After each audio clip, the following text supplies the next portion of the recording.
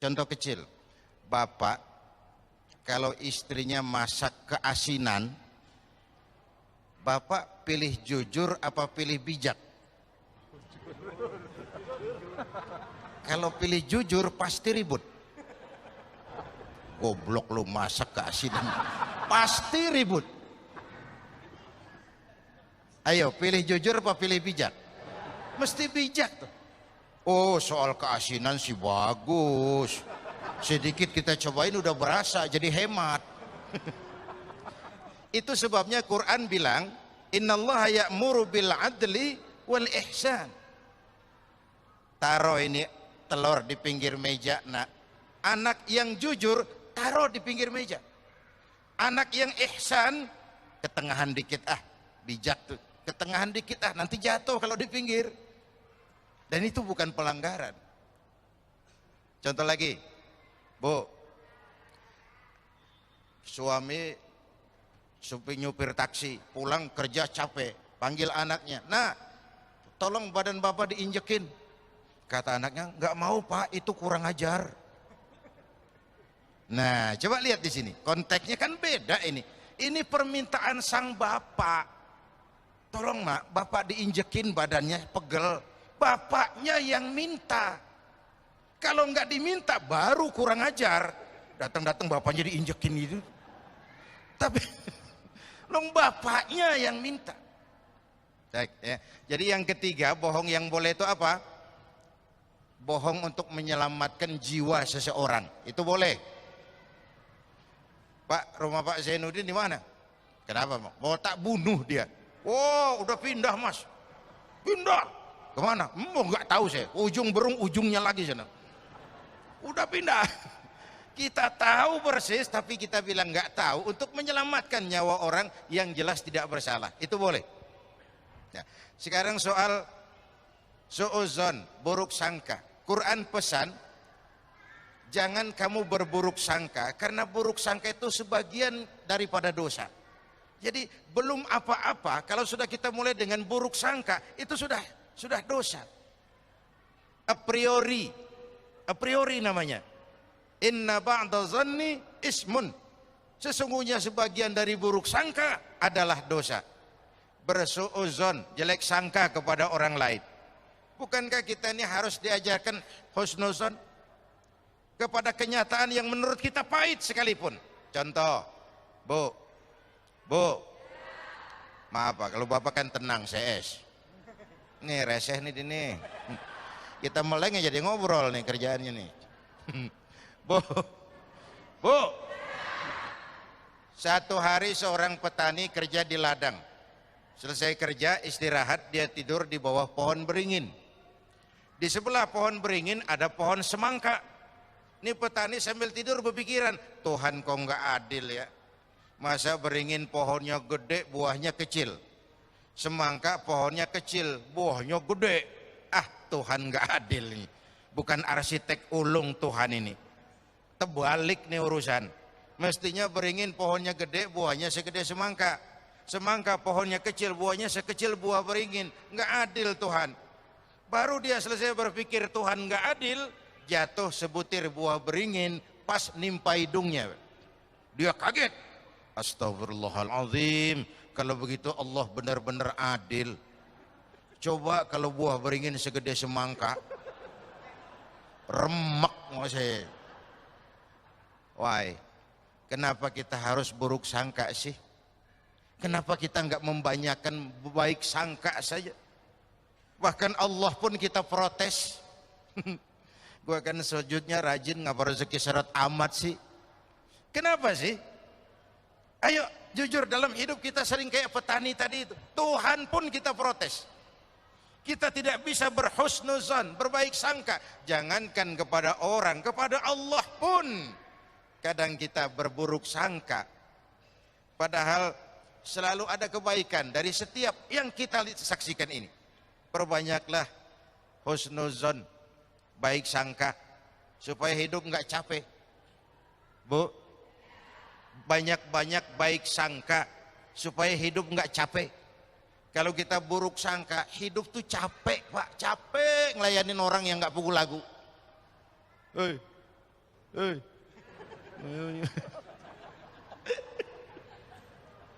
Aduh, speechless nih ngomong. Tomak dari bahasa Arab to mim ain, tomak diterjemahkan ke bahasa Indonesia menjadi tamak, serakah, rakus. Kalau dalam dunia sio itu simbolnya monyet. Monyet, coba lihat monyet, kasih pisang makan, penuh mulutnya, lemparin lagi, kakinya megang, kasih lagi, tangannya nyepel, mulut penuh, tangan megang, kaki megang, temennya sebelah dikasih, masih dirampas juga. Monyet. Itu yang bikin menghambat pemerataan pembangunan di Indonesia kan monyet-monyet serakah ini. Nah, puasa ini mengantisipasi sifat tomak itu dengan warok dan kona'ah, merasa cukup. Coba, ini kalau gini hari ini, apalagi 5:30 sebentar lagi nanti, kayaknya apa aja mau kita makan.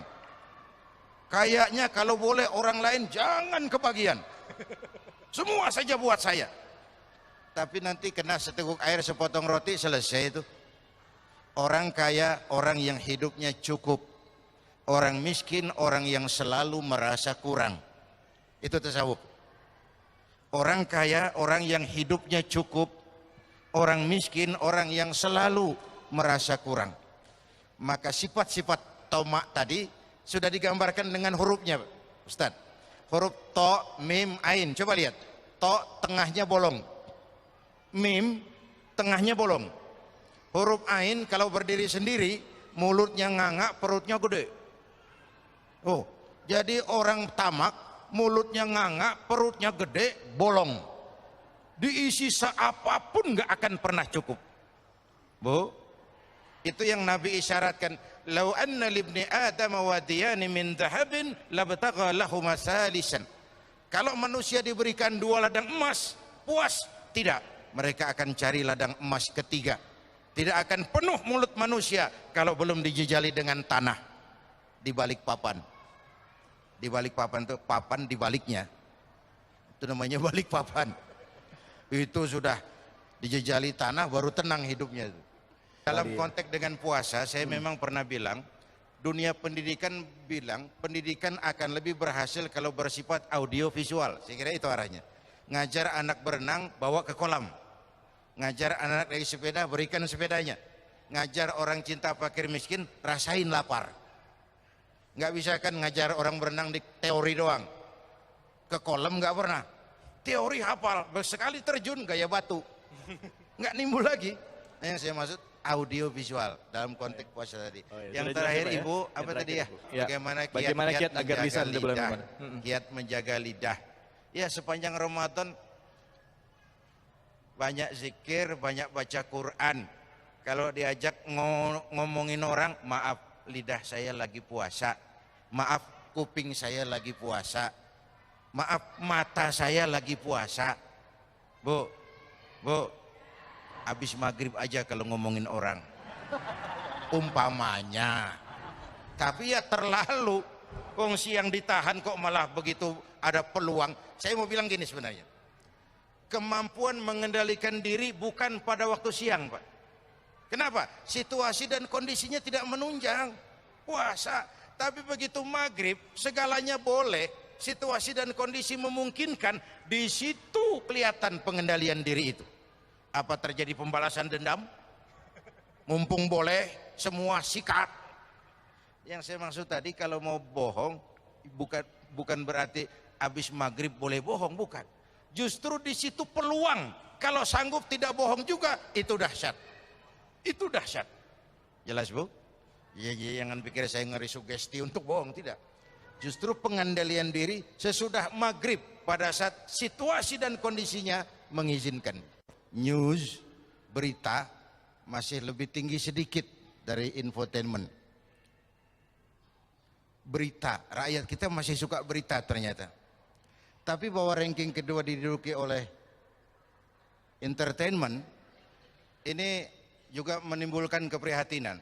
Barangkali secara ekonomis, karena entertain biasanya production cost-nya itu murah, ratingnya tinggi. Secara ekonomis ini menguntungkan.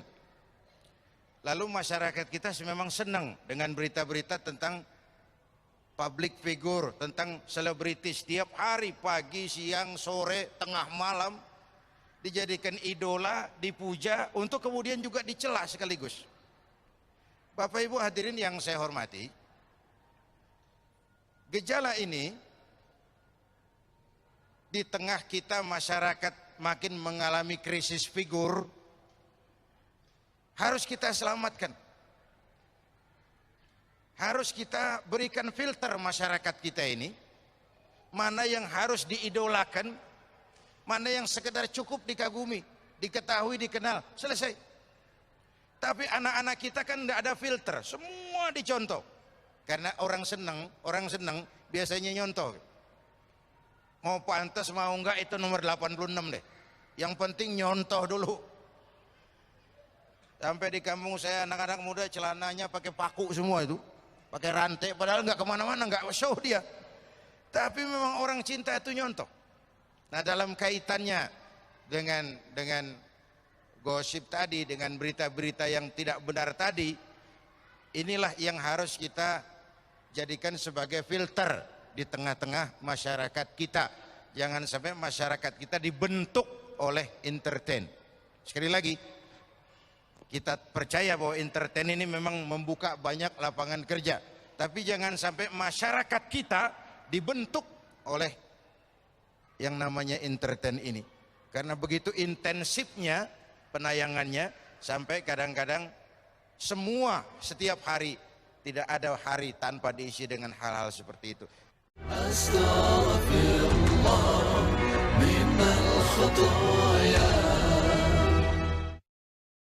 Assalamualaikum warahmatullahi wabarakatuh.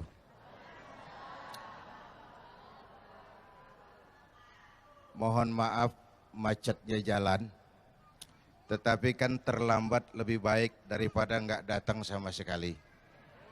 Itu dalilnya orang yang terlambat. Terima kasih Ustadz kita tadi yang sudah mengisi waktu dan memberikan arahan yang sangat baik buat kita semua dalam pembicaraan mengenai puasa dan membangun gaya hidup. Setiap ibadah yang dikerjakan dengan benar pasti punya dampak dalam memperbaiki moral orang yang melaksanakan ibadah itu sendiri. Sehingga ibadah itu ada asarnya, ada pengaruhnya. Tidak hanya hal bersifat temporer, tapi membangun kepribadian. Kalau Ramadan pakai jilbab, selesai Ramadan selesai jilbabnya, itu musiman. Itu belum membentuk kepribadian. Yang dimaksud membentuk kepribadian itu melekat dalam dirinya apa yang dilaksanakan sebagai hasil dari pelaksanaan ibadah puasa. Kalau sekedar trendian, sekedar musim-musiman, itu belum merupakan kepribadian. Gaya hidup bagaimana yang dibentuk oleh ibadah puasa? Pertama, gaya hidup sederhana. Ya Bu? Apa? Gaya hidup sederhana. Coba, ini kalau sudah mau maghrib ini, 5:30, kayaknya semua saja kepengen kita makan. Kayaknya kalau boleh orang lain jangan kebagian. Padahal nanti kena seteguk air, sepotong roti, sebutir kurma, sudah kenyang rasanya itu. Orang kaya, orang yang hidupnya cukup. Orang miskin, orang yang selalu merasa kurang. Allah disebut maha kaya karena Allah nggak perlu apa-apa. Kita sering miskin karena keperluan kita terlalu banyak. Puasa menjadi rem ke arah itu. Dengan sifat yang disebut qanaah, merasa cukup dengan apa yang diberikan oleh Allah Subhanahu wa ta'ala. Gaya hidup sederhana ini sangat diperlukan di tengah kita sebagai bangsa sedang mengejar segala ketinggalan-ketinggalan kita, melakukan kerja keras, membangun hari esok yang lebih baik. Di tengah-tengah kita berada pada suatu krisis yang diakibatkan oleh krisis ekonomi global. Karena itu, sikap hidup sederhana sesungguhnya sebuah langkah untuk memperaih kebahagiaan. Yang kedua, puasa ini membangun gaya hidup yang wara, terpelihara. Jangankan dari yang haram, bahkan dari yang syubhat sekalipun. Karena yang kita makan, yang kita minum sesungguhnya akan melahirkan energi yang menggerakkan sel-sel pembuluh saraf kita. Orang yang melulu memakan makanan haram biasanya akan cenderung berpikir kepada yang haram juga. Dengan gaya Ramadan mah, rezeki itu yang penting halal. Ya Bu ya, biar banyak, kalau halal enak. Yang halal itu yang membawa berkah. Dan berkah itu penting dalam hidup ini.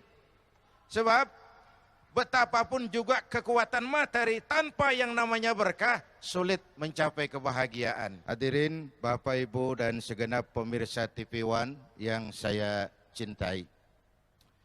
Kita kembali bicara soal puasa membentuk gaya hidup. Sederhana, wara, dan yang ketiga, pandai memanfaatkan waktu secara efektif dan efisien. Tempo hari saya bilang penyakit bangsa kita yang agak kronis sekarang ini kan tiga.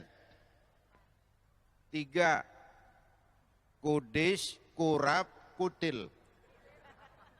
Kudis, kurap, kutil. Sumber penyakitnya satu, kuman. Kudis kurang disiplin.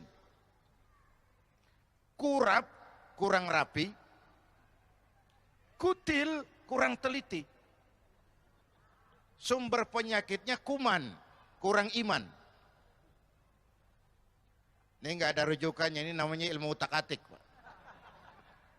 Ayo kita dekati.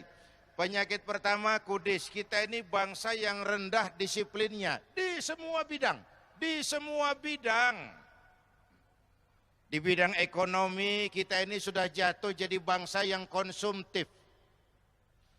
Iklan cuma mendidik kita, belilah, makanlah, pakailah, minumlah. Enggak ada seruan bikinlah, tanamlah, bikinlah. Yang ada belilah, makanlah, pakailah, minumlah. Puasa baru 3 hari sudah iklan lebaran, itu gimana otak kita? Puasa baru 3 hari sudah beli segala macam buat kebutuhan lebaran. Mau dididik apa rakyat kita ini? Padahal sebagai bangsa kita raih kemerdekaan dengan keringat, air mata, darah, dan nyawa. Mestinya kita bangsa yang produktif. Tapi kita sekarang konsumtif dan instan. Gaya hidup kita konsumtif dan instan. Tahu instan? Ogah keringetan. Segalanya mau cepat, mau cepat, mau cepat. Mau sukses tapi nggak mau proses. Kudis. Itu tol tadi macet bukan hanya karena kendaraan terlalu banyak. Tapi kadang faktor seenaknya di jalan itu loh. Udah mobil tua, yang nyopir tua di kanan terus. Capek yang belakang itu. Kudis. Biar Ramadan kelihatannya gaya santai, tapi jangan seenaknya.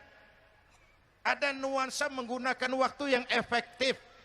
Ngabuburit, tapi ya diisi dengan yasinan. Jangan lalu kelayaban di mall, lalu berpotensi mengurangi nilai pahala. Itu saya kira. Berpotensi mengurangi nilai pahala. Karena apa? Agak sulit jaga mata. Yang nggak boleh itu kan ngeliatin itu. Kalau kelihatan, itu rezeki. Al-ula laka wa thaniyatu alaika. Yang pertama rezeki, yang kedua dosa, ulangannya itu. Nah, saya balik kepada soal kudis. Gaya hidup kita ini sudah instan. Saya bilang korupsi agak sulit diberantas kalau petinggi-petinggi kita disiplinnya takut atasan, bukan takut Tuhan. Penjilat, jual muka, setor wajah, kan itu yang musim sekarang. Sama seperti anak muda tengah malam naik motor ngebut, perapatan lampu merah nyodok terus, dicegat sama polisi. Berit, iya pak. Minggir, siapa? SIM, ada pak. STNK, ada pak. Tahu lampu merah? Tahu pak. Kenapa jalan terus? Saya nggak tahu, ada bapak. Kan begitu disiplin kita sekarang tuh. Itu kan disiplin takut atasan, bukan takut Tuhan. Nah puasa ini menanamkan rasa disiplin otonom yang tumbuh dari dalam. Yang kedua, penyakit kita kurang rapi. Kita ini bangsa yang lemah manajemennya, sering amburadul birokrasinya. Kita bisa membangun masjid, tapi memanage masjid kita kalah. Kita bisa bangun sekolah, tapi bersaing kita kalah. Yang terakhir tadi apa? Kutil, kurang teliti.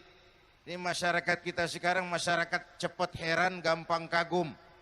Ada nabi baru, ada aja yang ikut. Ada aliran aneh, ada aja yang masuk. Masyarakatnya lagi kutil, kurang teliti. Masyarakat mall, coba lihat nih ibu-ibu, kalau ada mall baru, rame-rame dia pergi. Sebelah sana buka, rame-rame ke sana. Enggak belanja. Numpang heran doang. Ayo ngaku lu, ngaku. Numpang heran. Masyarakat kutil. Nah puasa melatih kita untuk bersikap hati-hati. Ada orang yang tidak suka digosipkan, itu sehat. Ada orang yang sangat suka digosipkan, itu sakit. Itu sakit. Oleh karena itu, mumpung suasananya suasana Ramadan, mari kita kembangkan sikap menjaga lidah. Saya kembali ke awal, kecil bentuknya tapi besar akibatnya. Terluka karena pedang 2-3 bulan boleh sembuh, terluka karena lidah seumur hidup orang akan tetap sakit. Karena itu seseorang akan selamat kalau ia pandai menjaga lidahnya. Ini dulu karena keterbatasan waktu, insya Allah kesempatan lain kita jumpa lagi. Kita akhiri dengan sama-sama menyampaikan istighfar kita. Astaghfirullah Rabbal baraya, astaghfirullah minal khataya, astaghfirullah